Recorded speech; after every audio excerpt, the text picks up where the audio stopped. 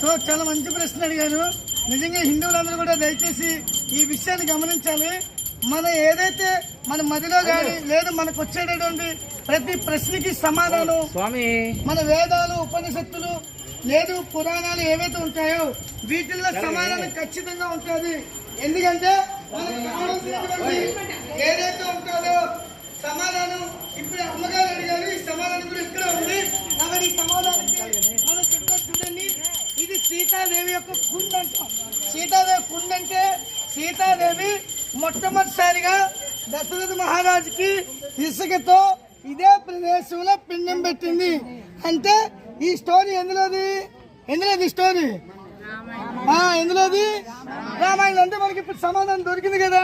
కాబట్టి ఆడవాళ్ళు పిండం పెట్టచ్చు పెట్టకూడదా? సీతాదేవి ఒక స్త్రీయే కదా. సీతాదేవి మనకన్నా ఎక్కువ తక్కువ. కాబట్టి ఆడవాళ్ళు పిండం పెట్టచ్చా పెట్టకూడదా?